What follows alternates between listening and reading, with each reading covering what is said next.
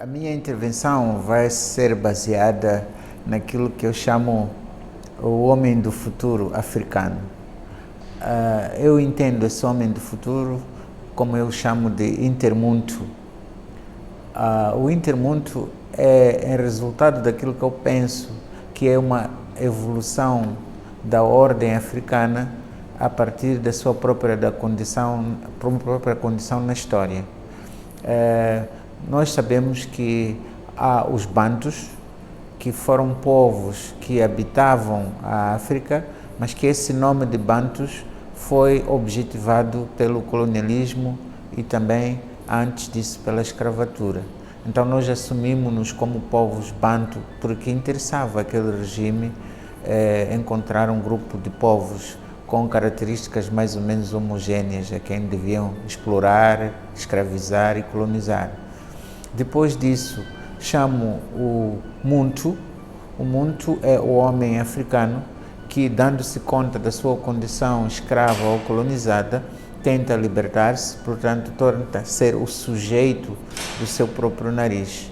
No entanto, a partir das independências, com as independências que esperavam uma libertação total do mundo, notamos que esta libertação total ainda não foi conseguida. Por isso, penso que o homem do futuro africano é um intermundo, para dizer que é um homem que é atirado ao mundo para dialogar, para interagir consigo próprio, ou seja, com as suas culturas, mas por outro lado com o mundo globalizado, o mundo liberal, o mundo neoliberal que está fora das nossas culturas. Portanto, esse intermundo é um homem da reconciliação, por um lado, entre a cultura e a tecnologia, por outro lado, entre as culturas, as nossas formas de gestão social e, por outro lado, entre as culturas e as nossas religiosidades, se assim podemos dizer.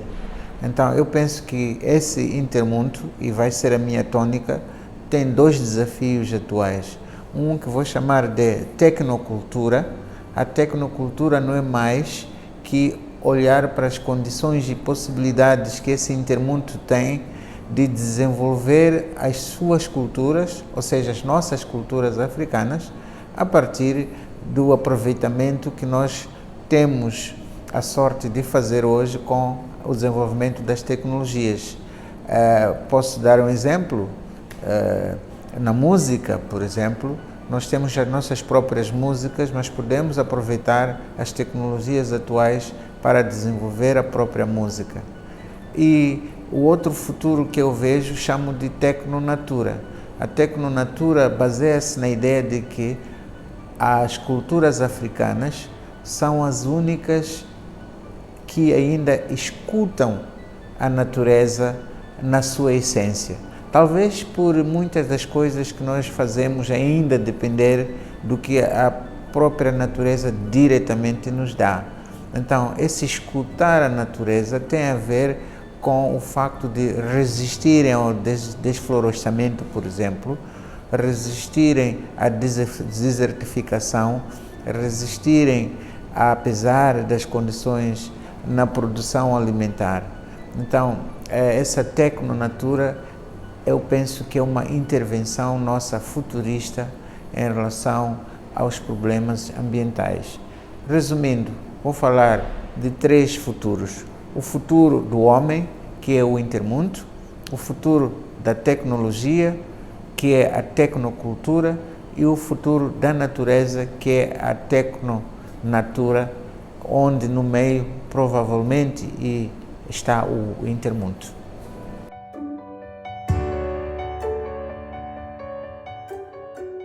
Eu penso que o resultado deste pensamento, primeiro, é a ideia da reconciliação.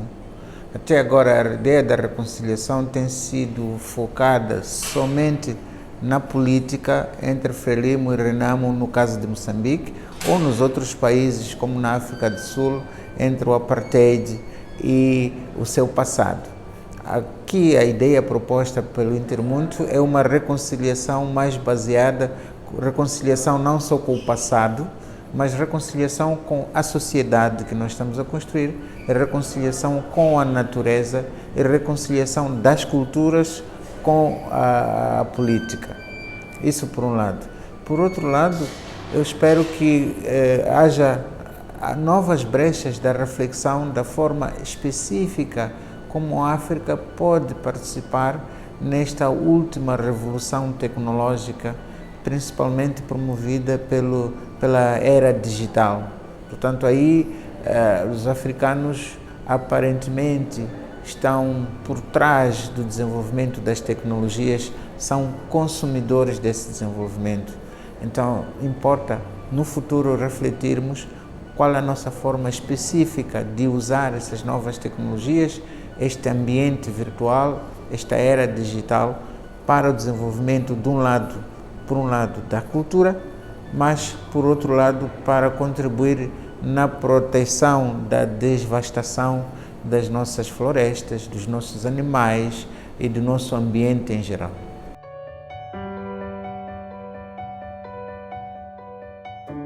Um dos grandes desafios que nós temos agora é o que podemos chamar de soberania intelectual, ou seja, as universidades onde eu trabalho têm essa grande missão de começarem a contribuir com o conhecimento próprio para o desenvolvimento dos nossos países, contribuírem com inovações próprias para o desenvolvimento das várias áreas da indústria, as áreas da agricultura, as áreas sociais, etc.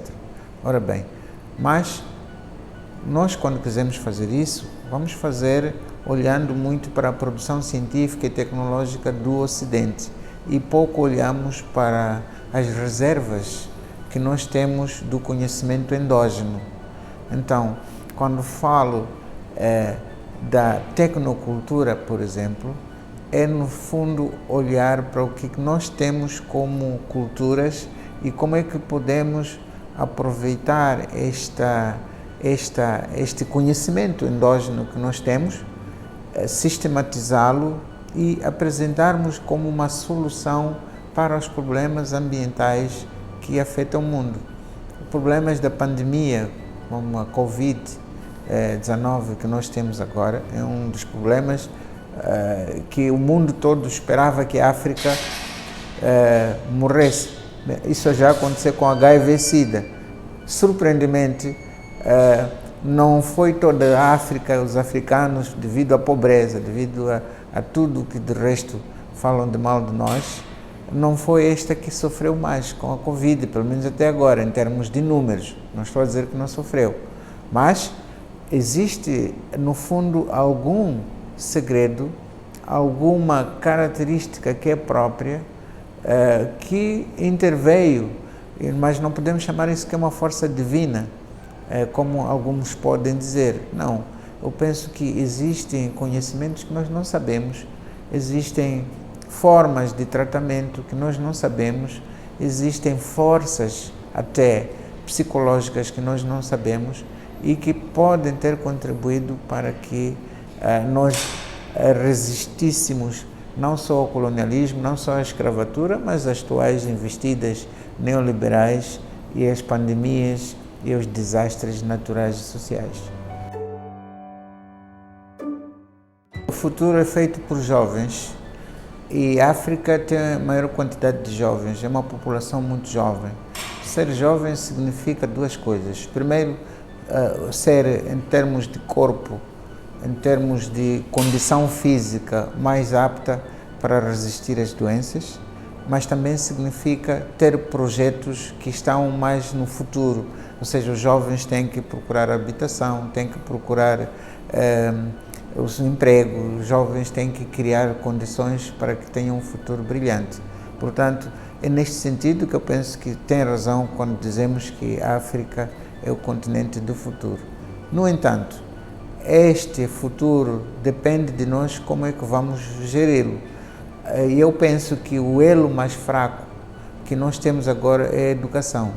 A educação dos jovens não é uma educação no sentido de serem depois ativos na produção da riqueza, no trabalho manual, no afinco, e também ativos em termos de honestidade, em termos de valores, olhar o trabalho não só como uma atividade física, mas como um valor de criação de uma condição própria humana.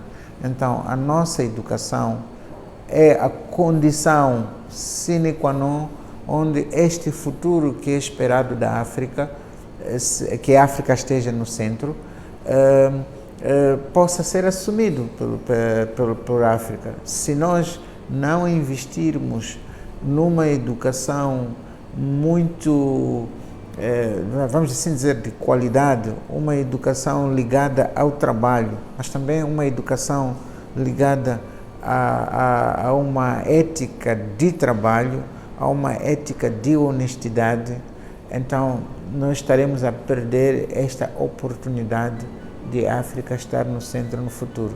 Por isso eu penso que a África é sim um continente no futuro, mas cuja condição é uma boa educação, uma boa formação e investimento nesses recursos humanos do futuro. Repare que isso não é a primeira vez que a África está no centro com os seus recursos humanos. Não foi por acaso que foram levados escravos para as Américas, para a Europa, para a Ásia. São esses escravos que foram levados para as Américas que aguentaram a construção de toda a modernidade europeia com aquele bem-estar que está aí, por produzirem açúcar, por produzirem café, por produzirem tabaco e outros produtos alimentares que vinham das Américas para alimentar as revoluções europeias, o bem-estar europeu, a intelectualidade europeia. Portanto, isto é um exemplo de que os recursos humanos africanos foram fundamentais para o desenvolvimento da sociedade moderna. Em segundo lugar, o colonialismo, que se baseou na exploração dos nossos recursos e a sua, entre aspas, exportação para as Europas. A comunidade europeia, a comodidade com que a Europa vive hoje foi muito sob os sacrifícios dos escravos nas Américas e dos colonizados em África.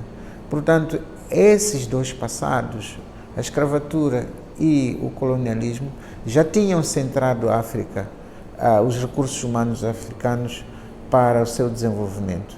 No entanto, agora o futuro pode ser diferente se nós investirmos numa educação dos jovens para construir esse futuro não como uma miragem, mas sim como uma utopia que eles próprios são capazes de gerar agora.